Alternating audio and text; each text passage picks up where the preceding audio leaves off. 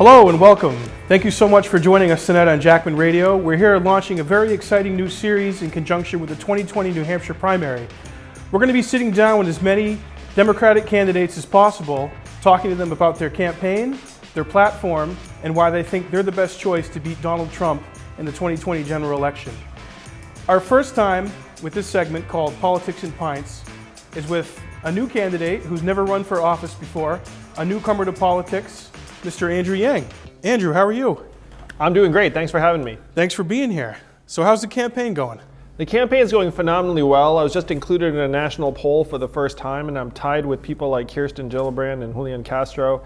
And here in New Hampshire, the crowds are just getting bigger and bigger. Now, here's our message about the fact that our economy is being transformed forever by technology, is getting out there, and our solution, which is that every American adult should receive $1,000 a month starting at age 18, is very, very appealing to people as they realize what that would mean for them and their families. Right, and that's kind of one of the things that you're going to be using to set you apart from the other candidates and what is going to probably be a crowded field of at least 15 to 20 Democrats. This idea of a universal basic income, or as you call it, a freedom dividend. Explain that a little bit to us. Well, if you look into our history, you find that the freedom dividend is a very deeply American idea. Where Thomas Paine was for it at the founding of the country, he called it the citizens' dividend. And then decades later, Martin Luther King was for it, Milton Friedman and 1,000 economists signed a letter saying this would be great for the economy and society. And it passed the House of Representatives twice under Richard Nixon. And then 11 years later, one state passed a dividend where everyone in that state now gets between $1,000 and $2,000 a year, no questions asked. That state's Alaska, where now they fund it with oil money. And what I'm saying to Americans is the oil of the 21st century is technology. And that what they do for Alaska, we can do for people here in New Hampshire and around the country. Absolutely. And you were on Sam Harris's Waking Up podcast, I think last year or somewhat recently. Yeah. And you had a quote that said, "The reason why Trump is our president today is because we automated away 4 million manufacturing jobs in the swing states." Do you want to maybe elaborate on that and tell us where you think that trend is heading? Sure. So I started an organization called Venture for America that helped create several thousand jobs in the Midwest and the South. And I became convinced, and the data confirmed it, that the reason why Trump won in 2016 is that we automated away 4 million manufacturing jobs in Ohio, Michigan, Pennsylvania, Wisconsin, Missouri, Iowa, all swing states that he won. And my friends in Silicon Valley know that what we did to manufacturing jobs, we're now going to do to retail jobs, call center jobs, fast food jobs, and most disastrously, truck driving and taxi driving jobs in the next number of years. We're in the third inning of the greatest economic and technological transformation in the history of our country. And the third inning brought us Donald Trump. All of the media explanations are ignoring the facts on the ground. And this isn't just like, like people picturing like Arnold as a robot. This is like software and self-checkout and items like that. Yeah, that's exactly right. Where if you look around New Hampshire, you look around the country, 30% of Main Street stores and malls are closing. And you don't think of that as robots and AI. Right. But the reason why they're closing is that Amazon is sucking up another $20 billion in business every year. And if you go to an Amazon warehouse or fulfillment center, that place is wall-to-wall robots. And Amazon is investing billions of dollars in artificial intelligence. So it's not like RoboCop's going to start walking down the street, and then until then everyone's like, oh, no problem. I mean, the robots are with us. They're just not in our day-to-day line of sight. It's not like an iRobot scenario with Will Smith where they become, self-actualizing and take over. That's right, and there are some misconceptions about this. For example, AI, artificial intelligence, we are years and years away from what's called artificial general intelligence, where they can walk and talk and seem like they're sentient beings. Yeah. But we are very, very close to AI that can do the work of call center workers and bookkeepers and accountants and on and on. So what is it about your background? I mean, obviously, when Trump ran in 2016, he pitched himself as this outsider, a business guy, savvy on business, not being entrenched in the system, which obviously you're not. What is it about you coming from a business background that makes you so appealing and makes you believe that you should be the next president? Well, some of my supporters have taken to saying the opposite of Donald Trump is an Asian man who likes math. And so Donald Trump became president because he diagnosed correctly a lot of the problems, but his solutions are unfortunately totally backwards. His solutions are build a wall, turn back the clock, bring the jobs back. And what I'm saying is we have to move the clock forwards. We have to accelerate both our economy and society and broaden our definitions of both work and value. We have to treat ourselves like the owners and shareholders of this great country. And so when you talk about my background to tackle Donald Trump, I'm focused on trying to solve the problems that got him elected. And voters can sense that. I've had many people who come up to me and say, I voted for Donald Trump, and I'm going to vote for you because you're talking about the same problems and you really want to solve them. Yeah, and you recently rode shotgun with a truck driver, or several truck drivers, and they're kind of at the heart and soul of what you're talking about with automation. Because if they lose their job when they're 45 or 50 or 60, they're not being trained to do something else. Yeah, I was with a trucker in Iowa this past weekend, and if you look at the reality of truck driving, there are 3.5 million truckers in this country. It's the most common job in 29 states. Average trucker is a 49-year-old man with a high school education making about $50,000 a year. So if you displace, let's call it even a fraction of these truckers, let's say 500,000 of them, and then we have these fantasies that we're going to retrain people to do software engineering or whatever, like the made up new job's going to be, when in reality these truckers did not like school 30 years ago, and they're not excited to get trained for some job that might not even exist. The effectiveness rate of government funded retraining programs, according to independent studies, is between 0 and 15%. So this is a made up solution that politicians irresponsibly are spreading around. I looked at the real numbers of what happened to the manufacturing workers in the Midwest when they lost their jobs. About half of them never worked again, they left the workforce, and of that half, about half filed for disability. So we have these lazy, irresponsible images where it's like everyone's going to get retrained for some new job, but the reality on the ground is very, very different. And that's exactly what's going to happen to the truckers. That's why I'm spending time with them, to get a sense of both their working lives now and what the future may hold. And I'm sure, obviously, this is a big question to you and everyone I've told about your campaign to and the universal basic income. Where's the money going to come from?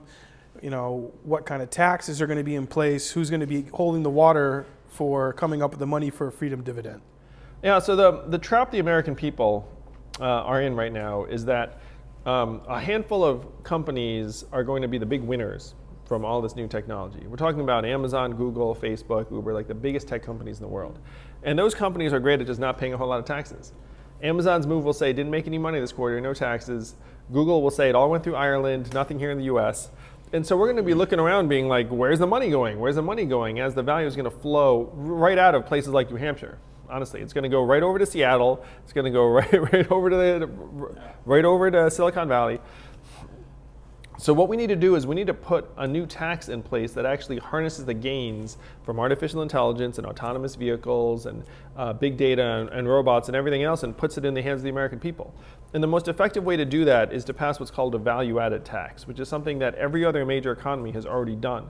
And this way, the American people would get a sliver of every Amazon sale, every Google search, every Facebook ad, every robot truck mile, and that's where we get the funds. A value-added tax, because our economy is now so vast at $20 trillion, up $5 trillion in the last 12 years, would give us enough to fund a $1,000 dividend for every adult. So can you point to, you say every other developing or major economy, can you point to one right now on the planet that has been successful and is working right now, that has the value-added tax and a dividend? The entire European Union, Canada, China all have value-added taxes.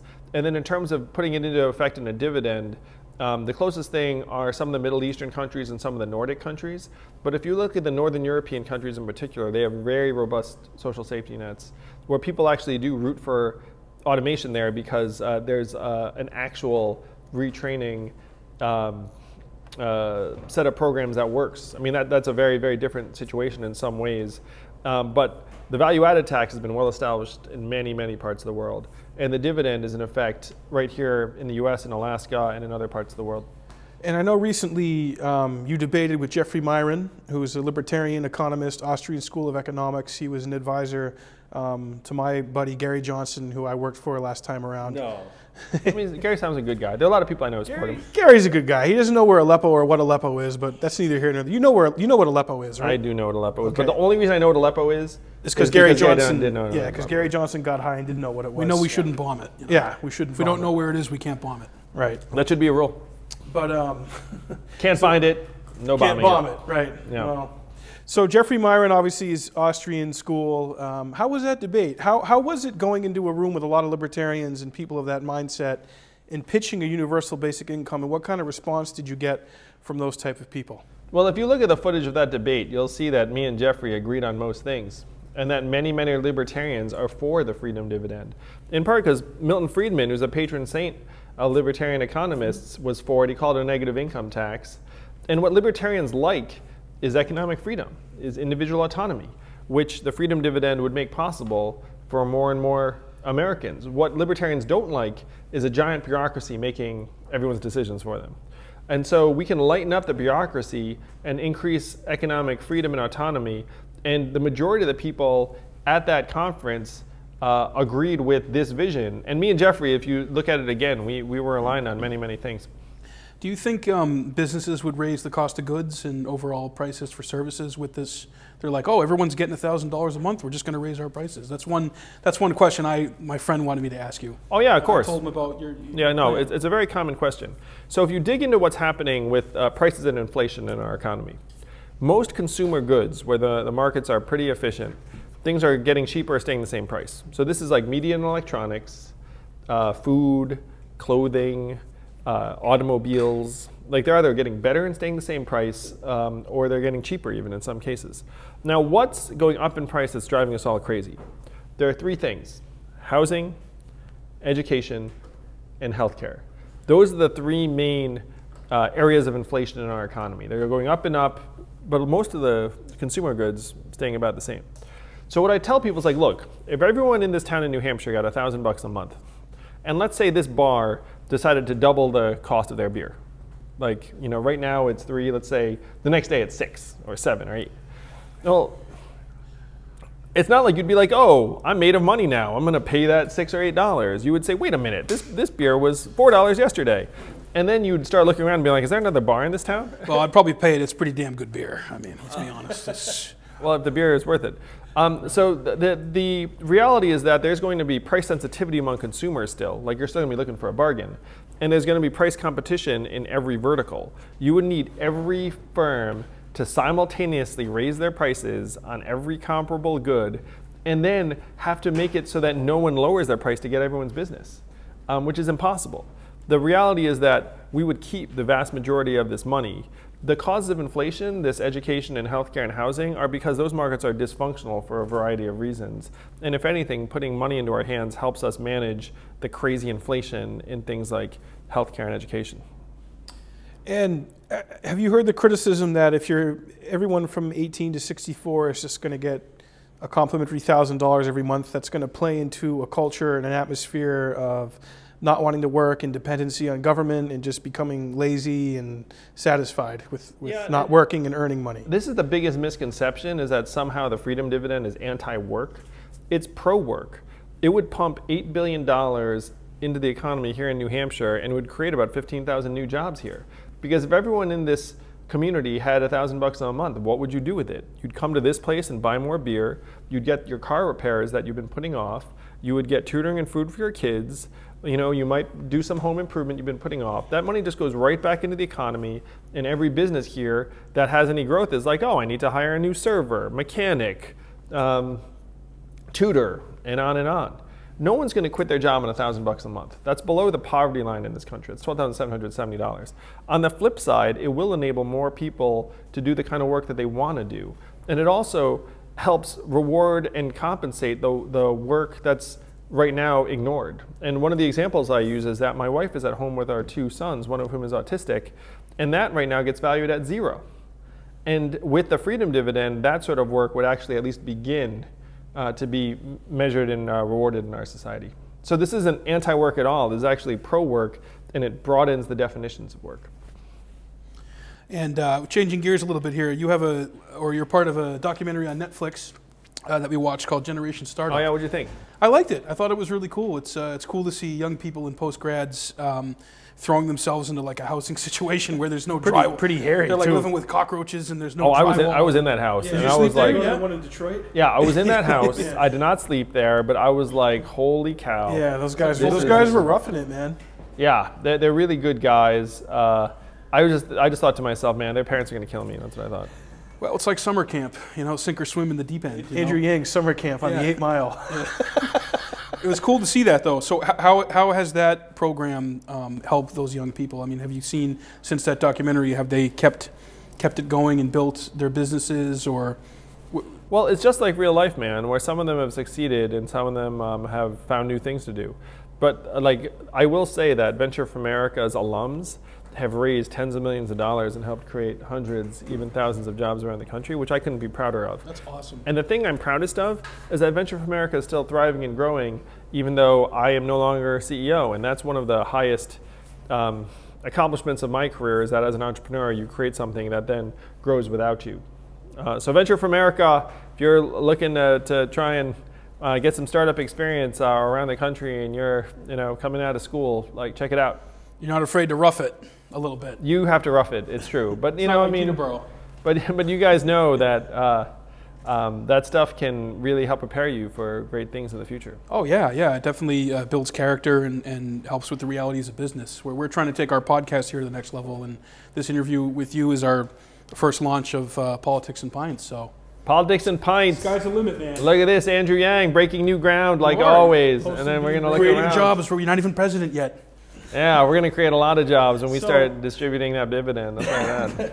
So Andrew, you're on. Okay, so you win the Democratic nomination. This is hypothetical. I like where you're going. Okay, so you win the Democratic nomination, and it's you and Geodis, God Emperor of the United States, aka the Emperor, the King, Megalodon, the Donald Trump. Kahuna. Yeah, the big Kahuna. Kingfish. What's your first line out of the gate in that debate to Donald Trump, in front of the whole world? You know, I'm not someone who tries to prepare zingers. but I will. You know, you're going to have to, though. You're going to have to, because he's going to be ready for you. But you got to get to the primary. We want to see you on the stage of the primary. Oh, that's one of the reasons we're doing this, because you're. Yeah. Well, I'm going to be there. So on the way to win the nomination, I'm going to just talk, look, we got to solve the problems that got Donald Trump elected, and people are suffering. 57% of Americans can't afford an unexpected $500 bill. 78% are living paycheck to paycheck, which we saw the shutdown. You have freaking government employees like going on. And that affected my sister. She's a contractor for the U.S. Marshal. She did not get 2 paychecks. It was horrible. Yeah, it's horrible. It's horrible. There was horrible. There was a whole town in Iowa that shut down because they're based upon the Herbert Hoover Museum. And then that shut down, and then no one shows up. There's some irony in that, though, Hooverville. He has his own museum. I didn't. He does have his own museum. Of course he does. And there's a national park there, too, that also shut down. Museum. Yeah, you can hear that sucking sound. But I heard you mention, you would like to preempt Donald, and your nickname would be Comrade Yang. Well, that's what we're guessing he's going to call me, is Comrade Yang, because it's sort of a little bit racially tinged and sort of makes me seem like a socialist, even though I want to say the freedom dividend is just capitalism where income doesn't start at zero. It's good for business, good for consumers. It's very much a continuation of capitalism. Then when the economy grows, we get some of that money back because of all the new business, and then that generates new tax revenue. So we get back $400 billion in new tax revenue, give or take. And then we save hundreds of billions on things like incarceration and homelessness services and emergency room health care. There was a prison guard here in New Hampshire who said to me, we should pay people to stay out of jail because when they wind up in jail, we just spend so much on so much wasteful institutional cost. And then the last part that's really also beautiful is that if everyone had $1,000 a month, kids would be stronger, healthier, mentally healthier, have higher graduation rates. There was one study that showed that alleviating poverty would increase our GDP by $700 billion by making us more productive, healthier, and mentally healthier. So there are all these wins. You talk about like domestic tranquility. Like the studies show that lower domestic marriages would actually be better, and younger people wouldn't be getting divorced and having as many issues. Not as much, sure, because like, what's the #1 stressor in a relationship? Are you guys married? Money, money, money. No, I'm not. No, we actually live together. This is a womb to tomb scenario. Twins, if you couldn't tell. I could tell that. No, we're not married, but we're single, ladies. Single. This can't last forever, ladies. You got to get over to wherever they're shooting. If Andrew Yang could be president, I could find a wife. I'm just saying. You guys finding a wife to me is just an inevitability, because like economics, right? If we get that $1,000 dividend and we have a job, we look better on the market. We look better on plentyoffish.com and Tinder or Grindr. Yeah, Christian singles. Well, part of it really is, like, what is one of the single biggest causes of relationship stress? finances. Money. Like, yeah, like couples argue about that all the time. Friends, that's what they say. Absolutely. Yes. Yeah, for sure. So it's going to improve relationships. The other thing is it improves relationships just by like everyone having $1,000 a month coming in. Then if you have a partner, that's 24,000. That's a really good foundation. And if one of you works, maybe the other one is like home with the kids. I mean, like this would be a game changer for many, many families. And one of the points that your book, The War on Normal People, discusses is that relationships would be better and perhaps suicide rates would even go down because people are led to destitution and depression. Yeah, I had a supporter write me and say that this would have saved his brother's life because his brother took his own life because of financial stresses. I mean, this is very, very real. If you look at what's happening in this country, we are falling apart. We are disintegrating. Our life expectancy has declined for 3 years because of a surge in suicides and drug overdoses. You know, here are the things at record lows right now. Marriage rates, childbirth rates, people starting businesses, people moving. Leaving their parents' house. Yeah. All record lows. Sure. Record highs, suicide, addiction, drug overdoses, depression, like all of those things are at record highs. So we got to look around and say we are sick and we are falling apart and we need to build a more human-centered economy that actually serves our needs. I mean, what the heck are we serving right now? This like phantom GDP number that's going to go up and up even as more of us get kicked to the curb. And you know, speaking to that, when I heard you speak a couple of weeks ago up in Manchester, you mentioned you have some friends who work for the military-industrial complex, as we all do. Everybody knows somebody who works for them. Yes. And I mean, you could say what you will about it. It's a vapid black hole of waste. So A lot of it. For the UBI, would that tap into some of that and redirect some of that resources towards people? Well, I think it would be immensely helpful and it would help give people better economic options. But we need to start channeling some of the military spending we currently have into infrastructure and things that are going to solve the problems of this era. Yeah, the stuff Trump said he was going to do, but it's like not happening. The fact that we didn't at least get an infrastructure bill out of Trump is crazy to me. The guy literally built stuff. He loves putting his name on things. It's bipartisan. It would have created jobs. It would have solved a problem. And That's why we need the wall. We need the wall. He couldn't even do that. I mean, it's nuts. Like, this is the biggest no-brainer. Democrats would have been on board with that. It would have been like, we don't care who proposed it. If you want to build... Call it infrastructure. Just call it infrastructure, and the Dems would have gone behind it. And I kid you not, I feel like the reason why he didn't do it was because he... just thought that not doing it would somehow stick it to someone. So the fact we didn't get infrastructure out of Trump is crazy. I mean, you know, he still has a little bit of time, but it doesn't matter. He's just leaving me more to do. When I'm president, we're going to have the Rebuild America infrastructure fund that goes for over $1 trillion over a number of years because we're living on investments of decades ago in terms of our highways and bridges, and like we're falling apart. It's nuts. There's so many things in this country that we know we can do much, much better. And I know obviously centered around your campaign is the freedom dividend. I haven't heard you talk a lot about foreign policy. Where are you foreign policy-wise in specifics to our drone program and what we're doing around the world and in the Middle East right now, especially nation building and occupying all these Middle Eastern countries? Yeah, nation building is one way to describe what we've been doing. I think we've gotten ourselves into all these messes because American leaders have deluded themselves into thinking that we could do things that we could not do. And many people have paid the price, our own soldiers, other societies, the fact that we've squandered hundreds of billions of dollars that could have been spent on pretty much... It's money that could have been kept in-house. Yeah, and so what I've been saying to people is that our foreign policy reflects our strength at home. We are falling apart at home, so now our partnerships and alliances are fraying and people regard us as erratic and unreliable. And so what we have to do is we have to become strong at home, and then we'll be much better able to project our values and goals abroad and also rebuild relationships and alliances so that people regard us as someone they can rely on over time. So that's my goal as president. I would certainly be much more restrained and judicious about actual use of force. If we get involved in a situation, we have to know what our goals are, we have to know what our time frame is, and we have to be able to say honestly to our men and women in service, look, we're going to equip you to succeed, and then we're going to take care of you when you get back. Right. Yeah. I mean, imagine if we had that $6 or $7 trillion we spent in Afghanistan and Iraq the last nearly 18 years. You know what you could do with that? You could fund a freedom dividend for quite some time. And one of the things I want to say is, look, we have the money. Like there's this strange mentality. It's like, oh, where's the money? Where's the money? We have the money. Our economy is up to $20 trillion, up $5 trillion in 12 years. It's a matter of priorities. It's just a matter of priorities. And if the majority of citizens in a democracy, let's declare ourselves a dividend, you don't even need it's like some super majority. You just need 51% of Congress to make this a reality. All right, well, we're down to our last couple minutes here. I want to thank you, Andrew, for joining us. I want to thank Post and Beam Brewing. We have to put this up here. We are partnering with Post and Beam Brewing. I want to give Andrew Yang the floor here for his last pitch to the voters of New Hampshire and everybody. Andrew, why should you be president? Oh, I want to be president to solve the problems that have made Donald Trump president in the first place.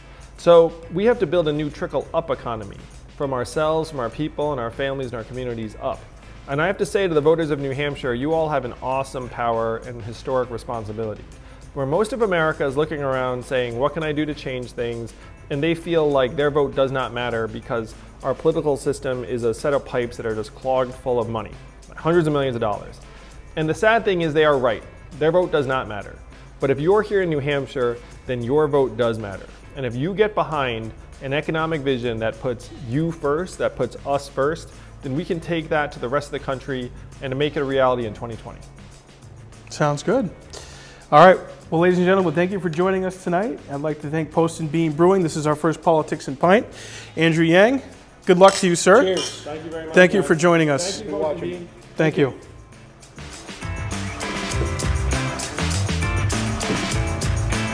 Thank you, studio audience. All right.